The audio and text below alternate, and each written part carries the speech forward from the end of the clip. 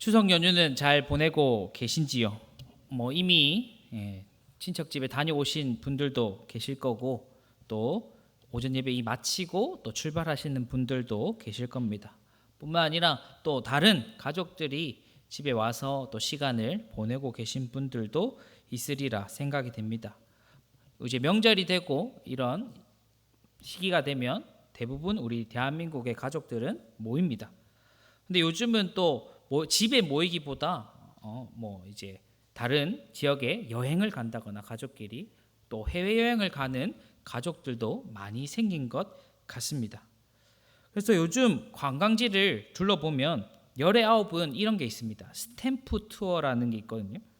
그 스탬프 투어라는 여행 방법을 추천하는데, 이게 뭐냐?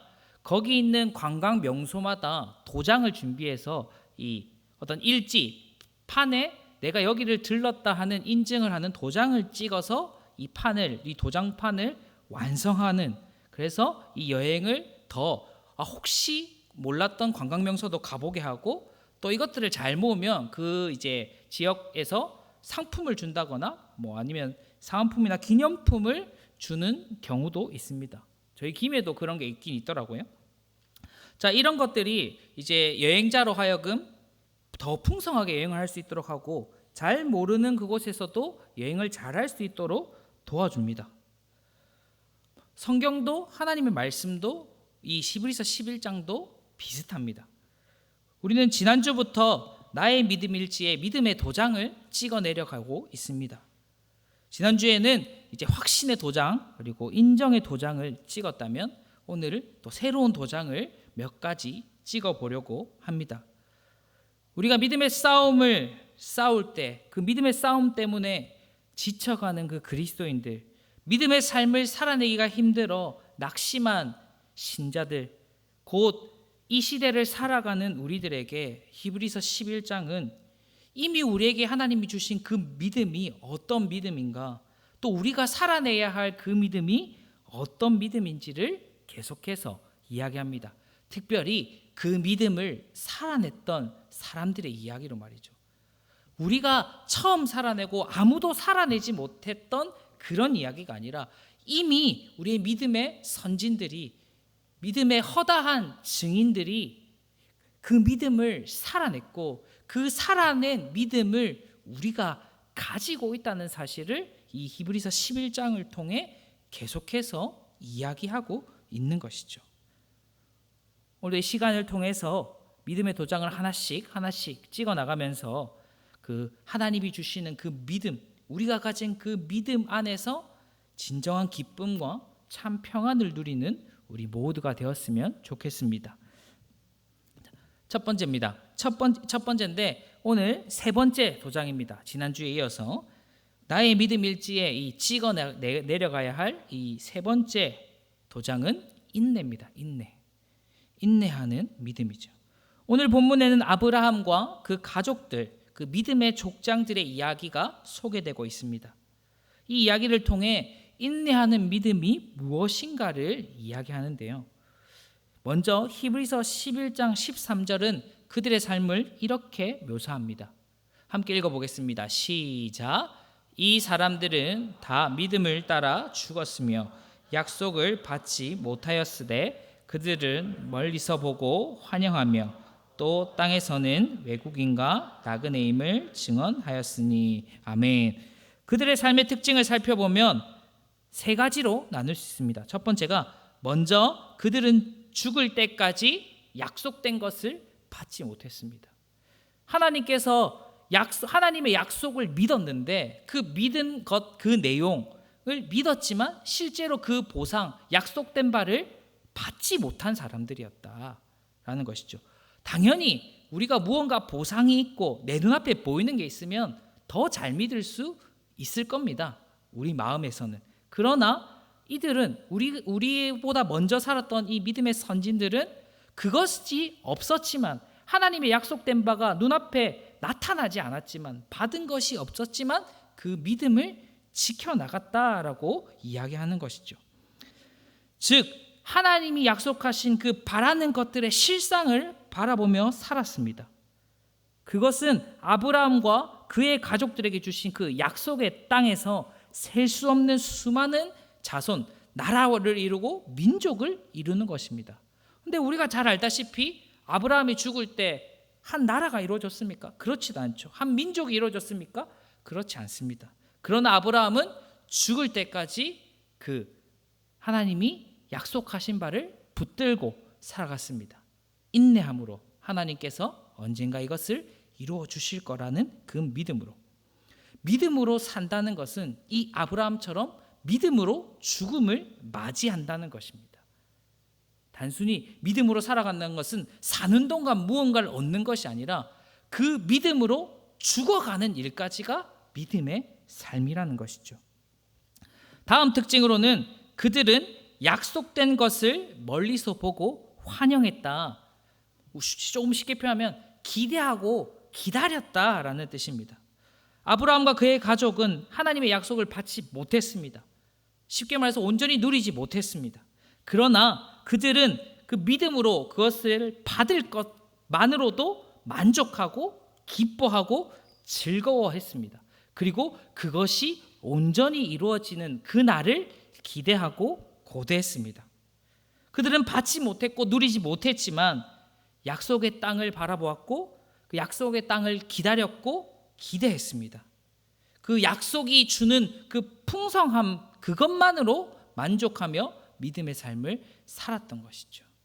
우리가 믿음의 삶을 사는 동안 나에게 무언가 유익이 있고 무언가 이득이 있고 무언가 채워져서 신앙생활을 하고 믿음의 삶을 이어나가는 것이 아니라 하나님께서 약속하신 바 우리에게 은혜 주실 것이라는 그 사실만으로 그 약속만으로 기뻐하고 그 약속의 풍성함만으로 살아가는 것이 그것만으로도 살아갈 수 있는 것이 믿음의 삶이라는 것을 우리가 이 사람들을 통해 배울 수 있습니다.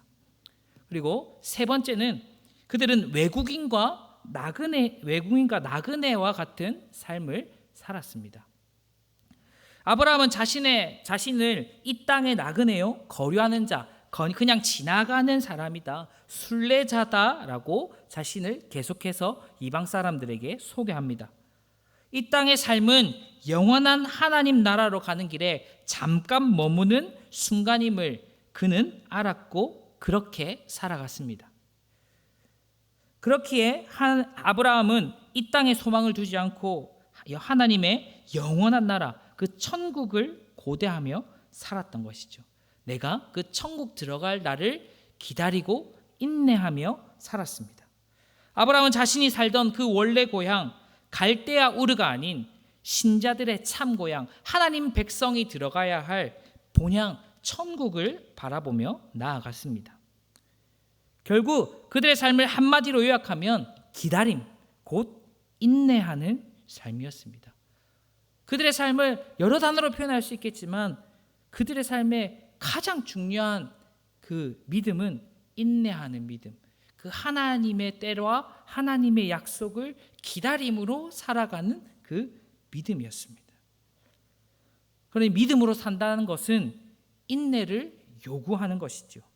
아직 받지 못한 그 약속이 이루어질 것이라는 그 믿음, 약속된 것을 바라보고 기대하고 기다리는 그 믿음, 천국에 들어갈 것이기에 지금 내가 살아가고 있는 이 땅에서 잠깐의 고통과 어려움을 인내하고 그 천국을 기다릴 수 있는 그 믿음이 이 아브라함의 가족들을 통해 우리에게 알려지고 있는 것이죠.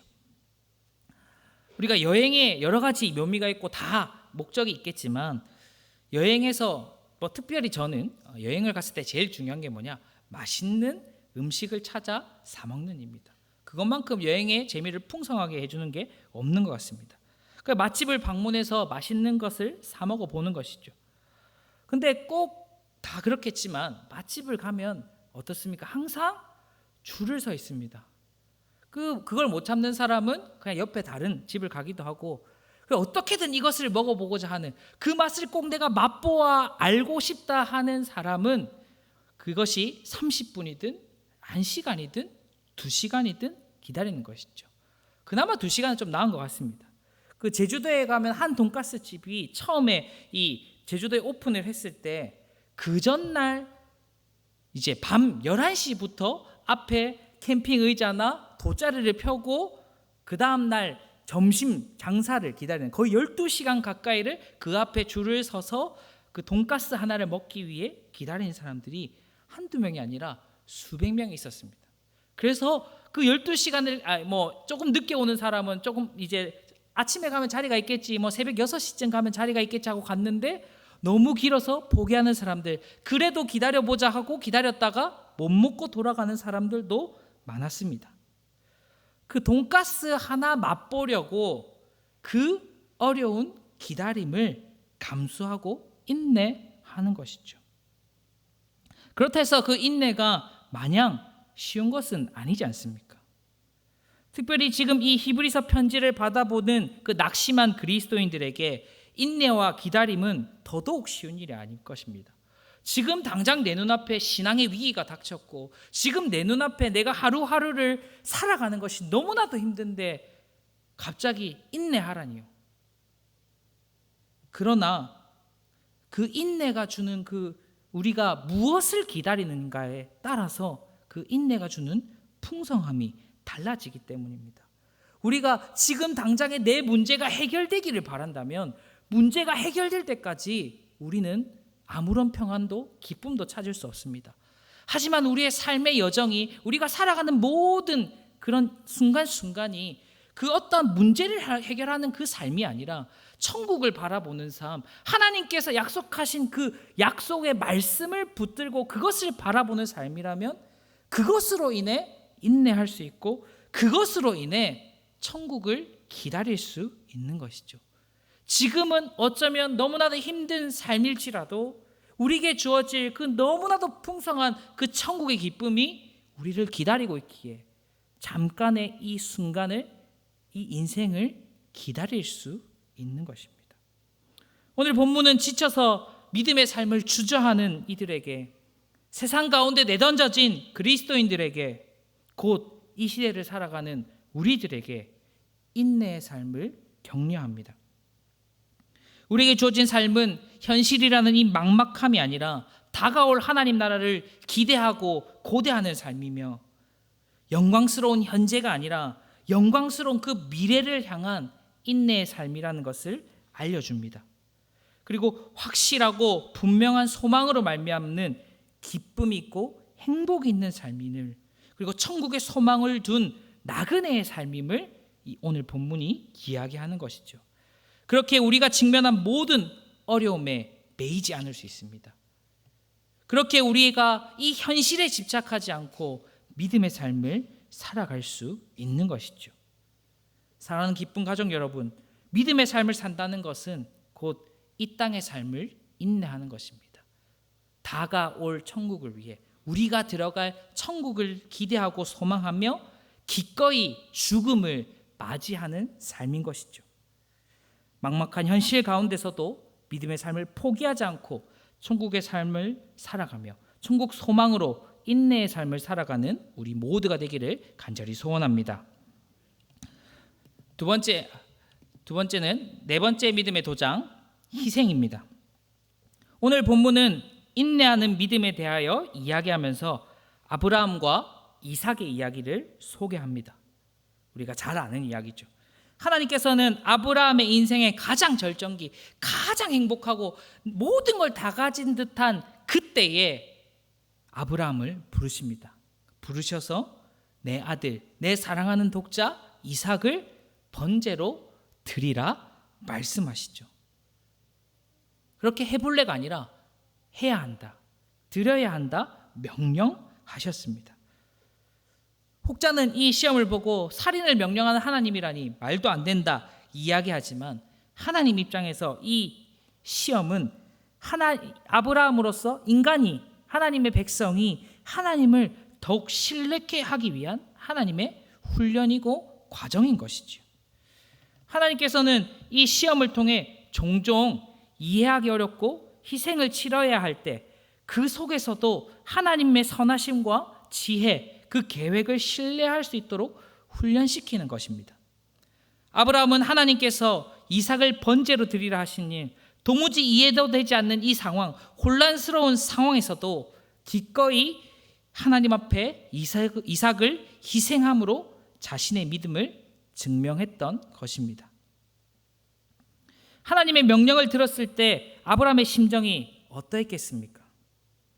그의 마음을 우리가 상상이나 할 수 있겠습니까? 아이가 아픈 게 아니라 내 손으로 아이를 바쳐야 한다면 그 마음이 어땠겠습니까? 가장 사랑하는 그 독자, 죽은 몸에서 태어난 그 아들을 죽여야 하는 그 아픔, 말로 그리고 우리의 마음으로 상상할 수 없을 겁니다. 근데 아들을 바치라는 그 아브라함의 입장도 하나님의 뜻을 이해할 수 있었겠습니까? 개인적으로 그가 감당해야 할 엄청난 걱정과 두려움은 어마했을 겁니다. 아브라함에게 이삭을 바친다는 것은 단순히 아들을 죽여야 하는 수준을 넘어서서 지금까지 내가 믿어온 하나님은 어떠한 분이신가 하는 그런 고민도 들었을 겁니다.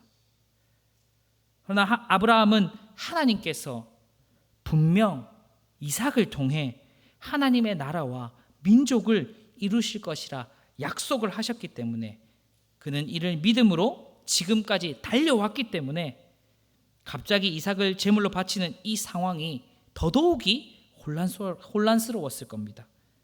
그러나 아브라함은 자신의 생각과 자신의 판단을 의지하지 않았습니다. 사람의 생각이나 사람의 논리를, 합리적인 방법을 선택하지 않았습니다. 그는 하나님의 약속, 그 말씀을 믿었습니다. 아브라함이 보여준 그 믿음은 어떤 희생을 치르더라도 하나님의 말씀에 순종하는 믿음이었습니다. 누군가는 이 자기 자식을 제물로 바치는 일이 몰상식적이다 말할지 모릅니다. 맹목적인 믿음이며 무모한 행동이라 말할지 모릅니다. 그러나 그는 오직 하나님의 말씀에 근거해서 행동했습니다. 창세기 22장에 기록된 그의 믿음을 확인할 수 있습니다. 22장 5절에 이렇게 기록되어 있습니다. 함께 읽어보겠습니다. 시작. 내가 아이와 함께 저기 가서 예배하고 우리가 너희에게로 돌아오리라. 아브라함이 같이 갔던 종들에게 이렇게 얘기했습니다. 내가 저기 가서 내 아이와 함께 제사를 드리고 우리가 너희에게로 다시 오겠다. 두 명이 가서 한 명이 죽으면 같이 올 수 없습니다. 그런데 아브라함은 둘이 올라가서 우리가 오겠다, 함께 오겠다 이야기했습니다. 이것이 아브라함이 내린 그 믿음의 결론이었습니다. 하나님께서 분명 이삭을 통해 후손을 주신다고 약속하셨기 때문에 하나님이 명령하신 그 이삭을 번제로 드리라는 그 말씀과 함께 그 이삭을 반드시 지키실 것이라는 그 믿음, 그 말씀 또한 하나님께서 지켜주실 것이란 믿음이 있었던 것이죠. 그리고 그의 결론을 이 히브리서 11장 19절이 이렇게 뒷받침합니다. 19절 함께 읽어보겠습니다. 시작. 그가 하나님이 능히 이삭을 죽은 자 가운데서 다시 살리실 줄로 생각한지라 비유컨대 그를 죽은 자 가운데서 도로 받은 것이니라. 아멘. 아브라함은 아들을 제물로 드려야 한다는 그 스트레스나 그런 압박감에 헛소리를 하는 사람이 아니었습니다. 그래, 그냥 같이 왔으면 좋겠지, 그냥 미쳐 날뛰는 그런 상황이 아니라 아주 냉정하게, 아주 하나님 앞에 정직하게 진실된 마음으로 이 종들에게 얘기했던 것이죠. 그의 믿음은 분명 하나님께서 이삭을 죽더라도 다시 살리실 것이다, 부활의 신앙을 가지고 이 하나님의 말씀에 순종했던 것입니다. 우리가 아무리 희생하더라도, 아브라함이 기꺼이 내 아들을 희생하더라도 하나님께서 그 약속과 그 말씀을 이루실 것이다 라는 믿음이 있었기 때문에 기꺼이 희생을 감당할 수 있었던 것입니다. 그 아브라함의 마지막 그 시험은, 이삭을 번제로 드리는 그 시험은 예수 그리스도의 그 십자가의 사건의 맛보기, 신학적인 표현으로 쓰면 예표한다, 미리 이야기해 준다라는 그 사건으로 볼 수 있습니다. 아브라함이 제단을 쌓고 제사를 드렸던 그 산, 그 모리아 산은 후대에 예루살렘이 세워집니다. 그리고 예루살렘 성전이 세워진 곳이죠. 바로 그곳에서 예수님께서 우리 죄를 위해 희생당하셨습니다. 하나님께서는 우리 죄를 위해 십자가 위에서 예수님을 드리셨고 그 예수님의 궁극적인 희생 제사가 그 십자가 위에 드려졌습니다. 사랑하는 아들을 기꺼이 제물로 바친 아브라함의 모습은 사랑하는 독생자를 기꺼이 희생하신 하나님의 사랑을 나타냅니다. 아브라함은 마치 죽은 자가 다시 살아난 것처럼 아들을 돌려받았습니다. 이 무시무시한 이야기를 곰곰이 묵상하면 하늘에 계신 우리 하나님 아버지께서 십자가에 하신 그 일을 더더욱이 깊이 묵상하게 됩니다. 그 모리아 산에서 일어났던 모든 사건은 하나님이 우리를 위해 무엇을 공급하셨고 무엇을 희생하셨는지를 나타냅니다. 아브라함처럼 하나님 아버지께서는 사랑하는 아들을 죽기까지 내어주셨습니다. 그러나 어찌할 도리가 없었던 이삭과는 달리 예수님은 부활을 약속한 그 아버지를 믿음으로 스스로 죽음의 길, 스스로 희생의 길을 선택하셨습니다. 우리의 삶에는 이런 희생하는 믿음이 있습니까? 예수님께서는 우리에게 자기 자신을 부인하고 자기 십자가를 지라 요구하십니다. 또한 종교개혁가 루터는 고난은 진정한 교회의 상징이라고 말했습니다. 그만큼 믿음에 있어서 고난은 불가피한 것이고 믿는 자에게 있어서 희생은 불가피한 것이다. 고난이 있고 희생이 있다면 그 삶이 진정한 믿음의 삶이다라고 이야기하는 것이죠. 또 나치 정부에 앞섰던 본헤퍼라는 독일 젊은 목사는 이렇게 이야기했습니다. 그리스도께서 누군가를 부르실 때는 와서 죽으라고 명하시는 것이다. 그래서 고난은 진정한 제자도의 훈장이다. 우리가 만일 십자가 지기를 마다하고 사람들에게 휘둘려 고난과 거부에 복종한다면 그리스도의 친교를 박탈당하고 그리스도를 따르기를 중단하는 것이다. 우리가 마주해야 할 고난을 피해간다면 그것은 믿음을 저버리는 행동과 같다고 보네포 목사님은 이야기한 것입니다. 믿음으로 산다는 것은 희생당하는 일이 있더라도 기꺼이 순종하는 삶입니다. 그런데 우리는 믿는다고 얘기하면서 희생은 꺼려합니다. 내가 예수님 잘 믿고 싶습니다. 내가 예수님의 제자가 되겠습니다. 말은 하면서 내 것 손해보고 내 것 희생하는 것은 너무나도 어려워합니다. 순종한다고 말하지만 내가 손해본다면 순종한다고 얘기하지만 내가 희생할 일이 생긴다면 순종하기를 꺼려합니다. 그것이 우리의 모습입니다. 누군가 희생해야 할 일에 내가 아닌 누군가 대신하길 원하고 어렵고 힘든 일은 내가 아닌 다른 이가 해줬으면 좋겠고 교회가 해주길 원하고 나는 할 수 없으니 우리 공동체가 해줬으면 좋겠고 그저 내가 손해보지 않는 선에서만 순종하길 원하는 것이 지금 이 시대를 살아가는 우리의 모습 아니겠습니까? 교회가 하고 있잖아요. 아니요. 내가 해야 되는 것이 믿음인 것입니다. 교회도 해야겠죠. 그렇다고 교회에게 내가 희생해야 할 바를 맡기는 그것은 믿음이 아니라 그저 종교 생활인 것이죠. 진짜 믿음은 필연적으로 희생과 고난과 고통이 따를 수밖에 없습니다.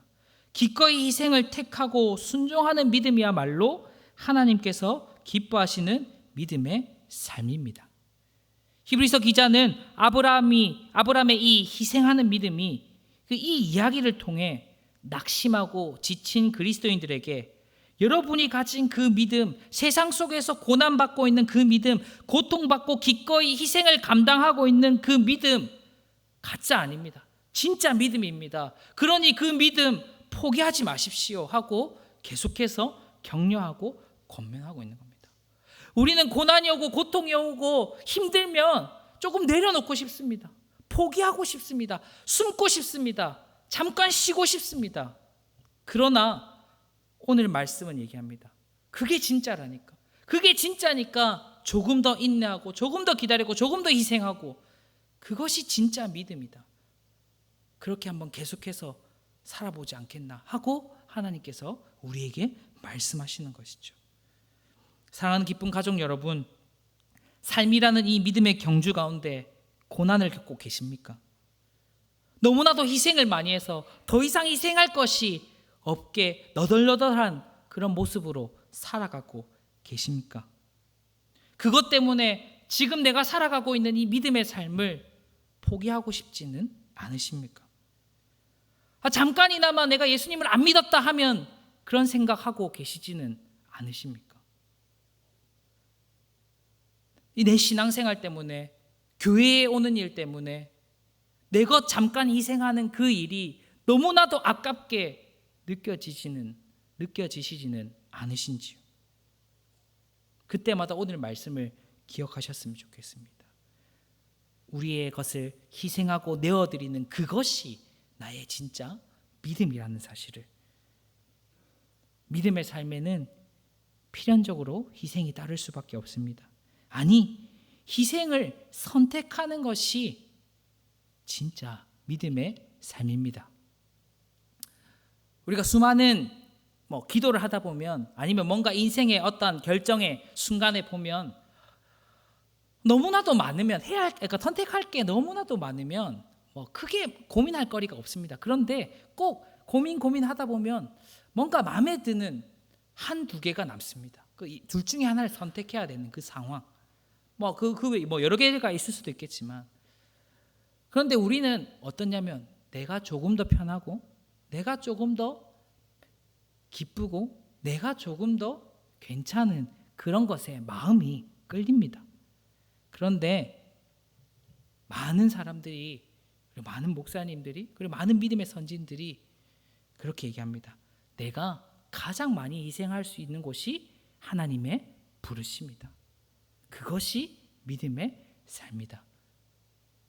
우리 인생 가운데 어려움을 겪고 있고 고난 가운데 있을지라도 지금 내가 희생할 수 있고 그 고난을 감당할 수 있는, 고난을 살아낼 수 있는 그곳이 우리 하나님께서 우리를 세우시고 부르신 자리임을 믿습니다.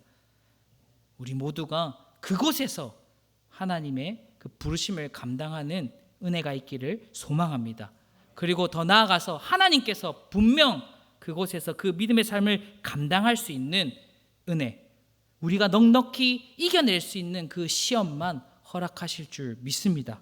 그래서 이 기꺼이 희생하면서도 이 믿음의 경주를 이어나가는, 믿음의 삶을 포기하지 않는 우리 모두가 되기를 간절히 소원합니다.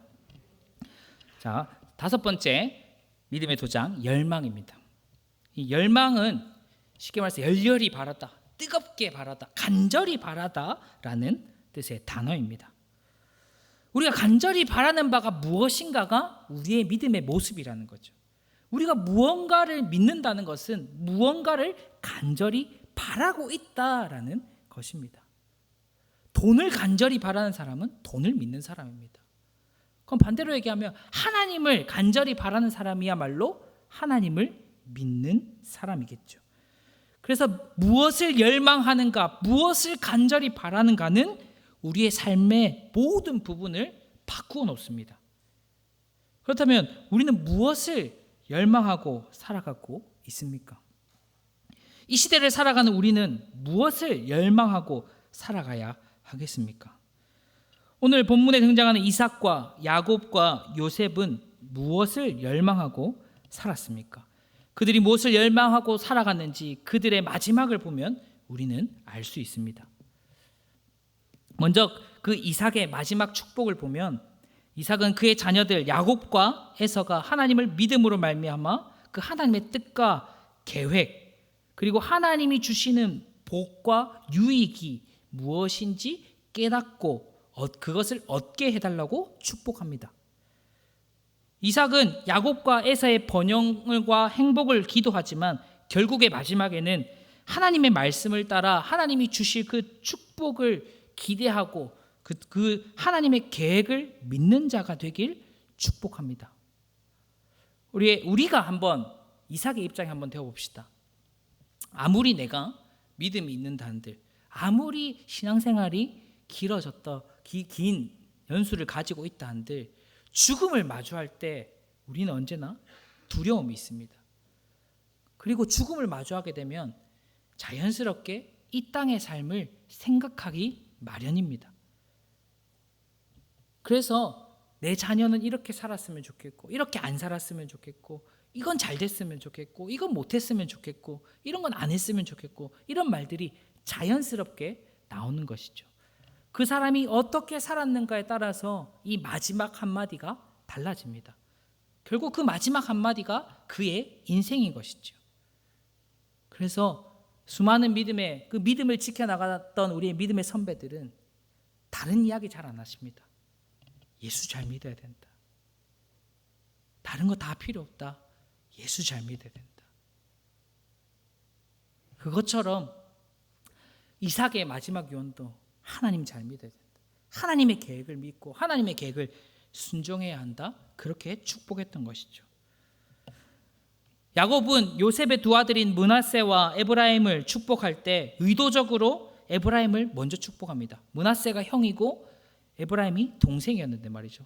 심지어 요셉은 마지막, 그러니까 12명의 아들 중 11번째 아들임에도 불구하고 그 축복을 받는 장자의 권한을 얻었고, 그 중에서도 둘째 아들이 가장 장자의 축복을 받게 됩니다.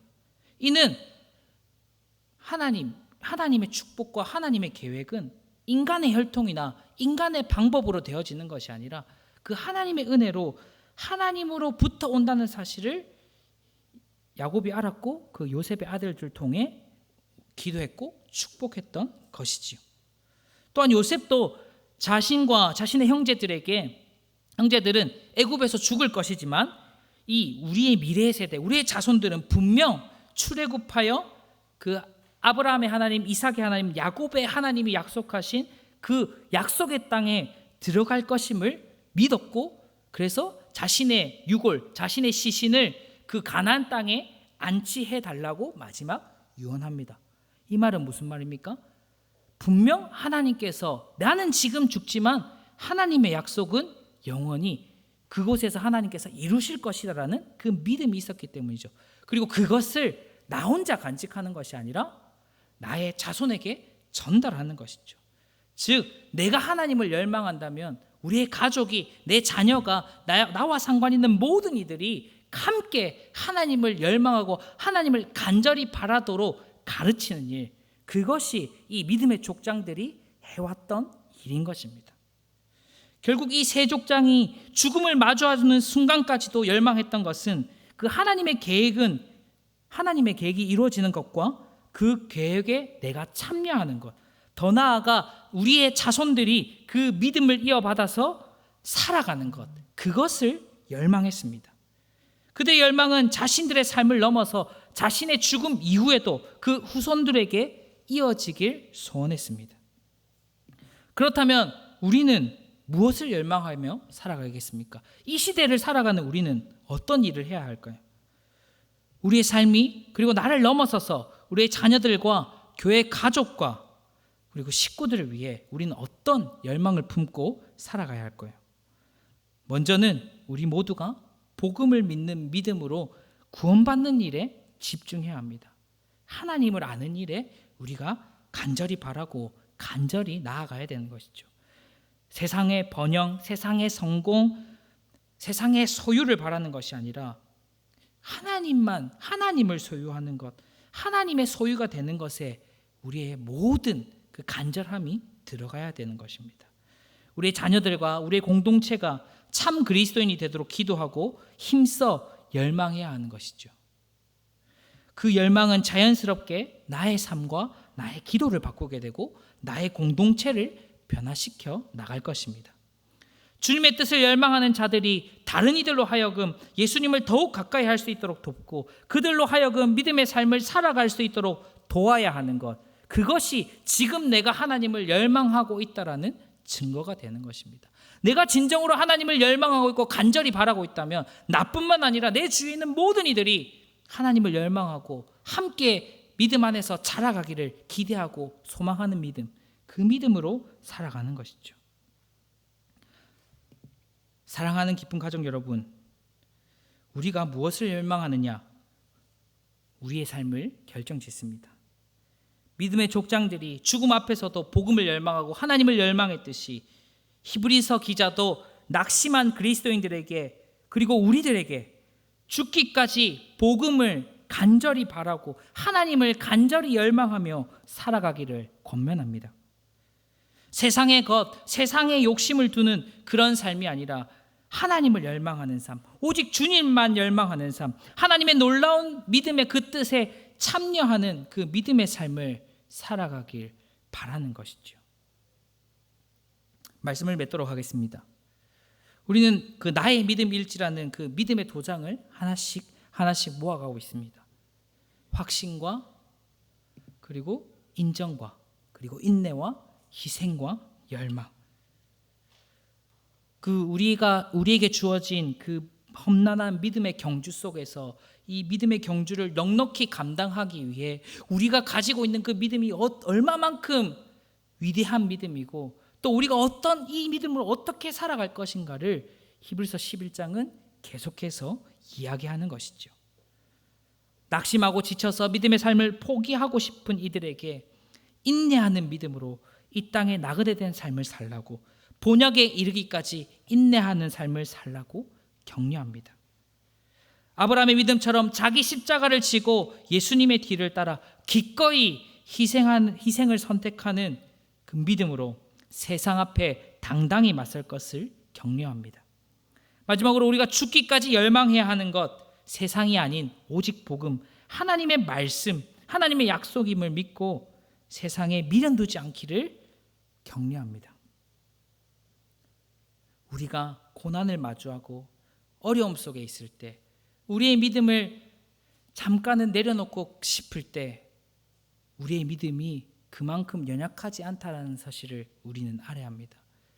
우리가 가진 믿음은 내 안에서 솟아나는 믿음이 아니라 하나님께서 우리에게 이 땅을 살아내도록 맡겨주시고 은혜로 주신 믿음입니다. 그러니 나의 마음, 나의 생각, 나의 판단, 나의 기준에 이 믿음이 흔들리는 것이 아니라 하나님의 말씀에 우리의 믿음의 근거를 두고 그 믿음의 삶을 살아내야 하는 것이죠. 사랑하는 기쁜 가족 여러분, 우리에게 주어진 이 믿음의 삶, 그 믿음의 경주 가운데 낙심치 않고 인내와 희생과 열망을 하는 믿음으로 넉넉히 승리하시기를 축복합니다.